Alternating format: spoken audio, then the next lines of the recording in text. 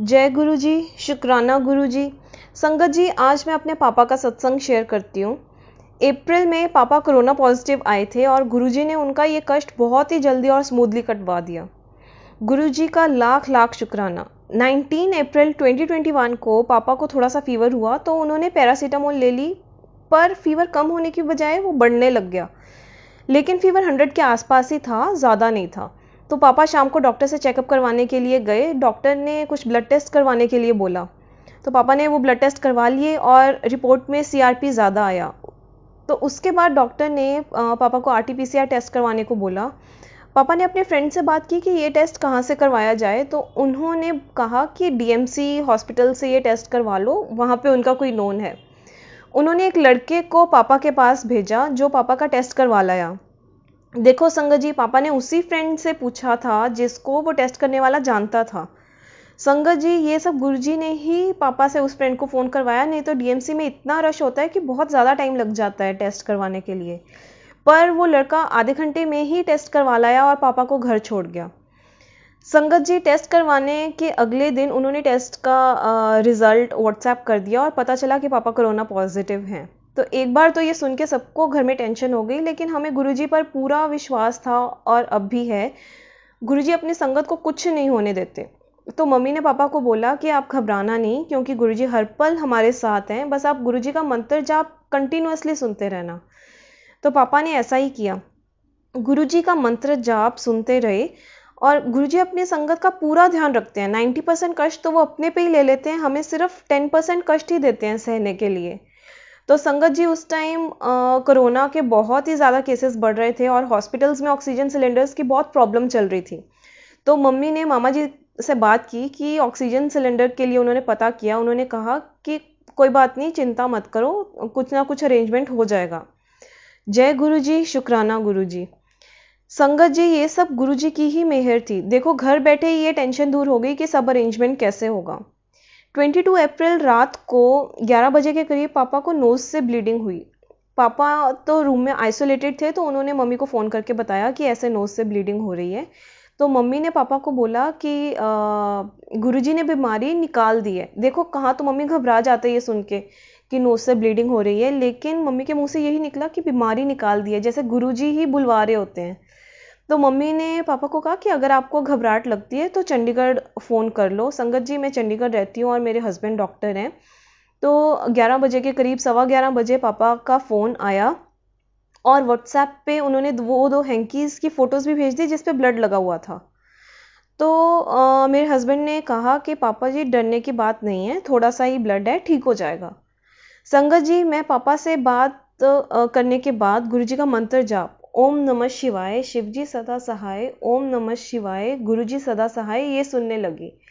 तो जितने टाइम ये सिद्धार्थ मोहन का गाया हुआ मंत्र जाप चला, मुझे गुरुजी ये थॉट देते रहे कि जैसे पापा की बीमारी कटती है, ऐसे ही पंजाबी में जैसे गुरुजी बोलते होते थे कि पापा दी बीमारी कटती है, वो हैंकी वॉश नहीं करने और वो हैंकी फेंक देना, यूज़ नहीं करने। तो ये सब मैंने पापा को फ़ोन करके बताया और पापा ने फ़ोन पे बताया कि नोज़ की ब्लीडिंग इमीडिएटली रुक गई थी।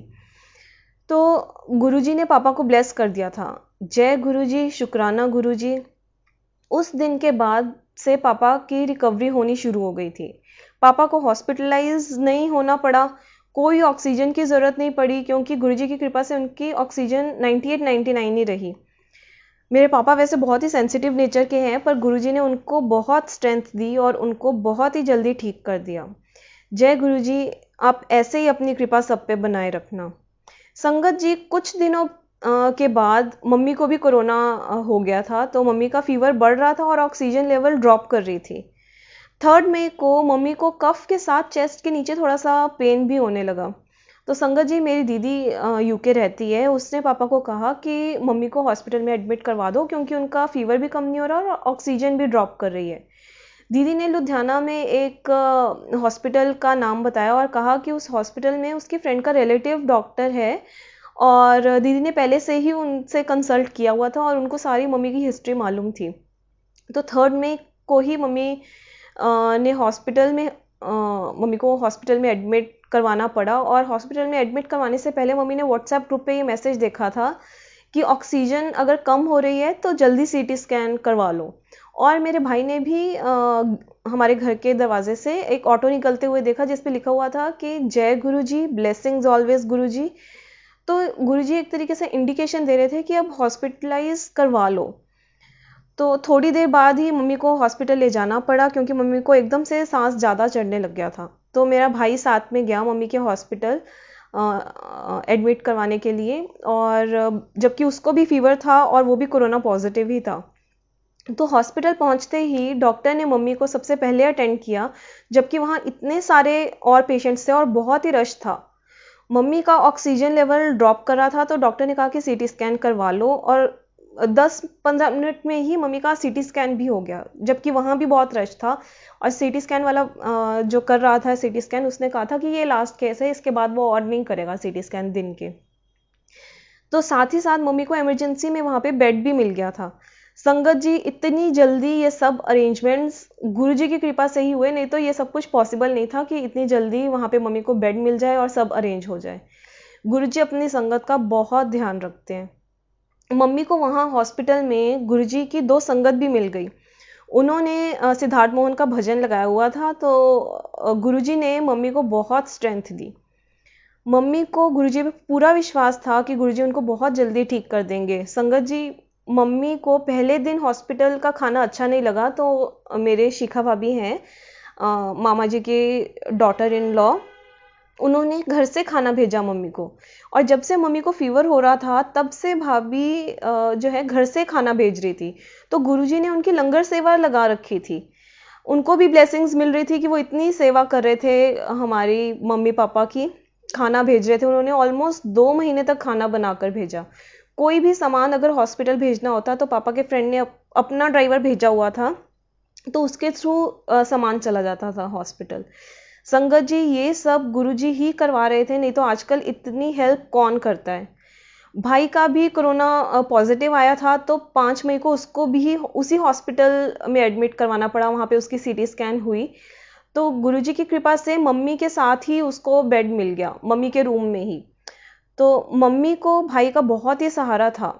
संगत जी, उस दिन हॉस्पिटल में बहुत पेशेंट्स आए, लोगों को बेड नहीं मिल रहे थे, फ्लोर पे पेशेंट्स को रखा गया, पर भाई को बहुत इजीली बेड मिल गया।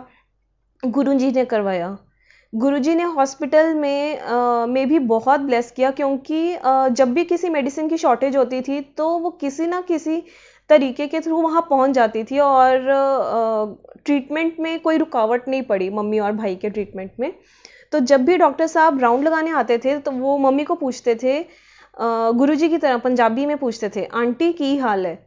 मम्मी को ऐसे लगा जैसे डॉक्टर के रूप में गुरुजी ने उनको आके इतनी जल्दी ठीक किया है।